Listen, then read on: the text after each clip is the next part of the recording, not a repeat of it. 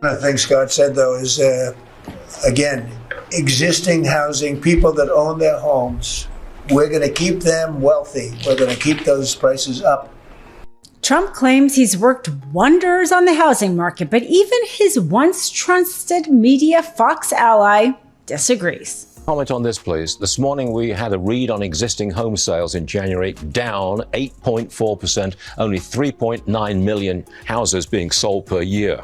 What does that tell you, Pierre? That was a very dull and slowing housing market report. Home prices just continue to smash records. New numbers out today show that nationally, home prices increased by 6% year over year in April. We continue to see a situation where despite high borrowing costs, home prices go up and up. There's just not enough supply out there to keep up with all that demand. Some cities are seeing even bigger price jumps. We've seen a jump of 10% for San Diego, 9% for New York and Chicago. And listen, this just continues to be a divide between haves and have-nots, right? If you own your home, this is good news because it's boosting your net worth. But we know a lot of people are on the outside looking in. They want to buy, but they can't, not with these prices. Trump has a major housing problem. The housing crisis is so alarming. The fact that a working person, a young American, can't do something as simple as own their own home in America. The quintessential American dream. Well, Trump's description of this, one, he says he doesn't want to decrease housing prices so that way somebody who doesn't work very hard can afford their home. He disparages the exact people who would need his help.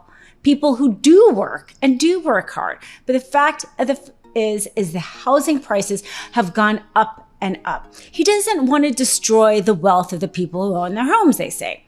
And there has been some criticism that perhaps he's talking about the boomers, but most likely he's talking about his oligarch friends, the private equity who snatched up homes during the 2008 housing crisis and didn't stop buying homes.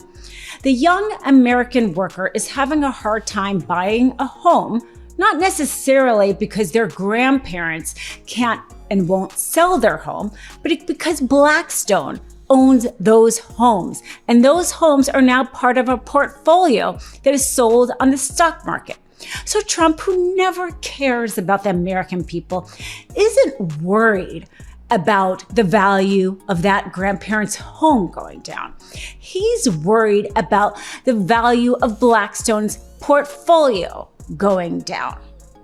That's the anger that should be directed, not toward us, whether or not we buy a home or we don't have a home, and pitting each other against ourselves like Trump always likes to do. No, it's always an us against them. I mean, even Lutnick came out and said how, people for their retirement own 5 to 10 homes. Well, I don't know who he's talking to, but most people that we know aren't buying 5 to 10 homes for their retirements. Again, he's talking about investors who buy a collection of homes.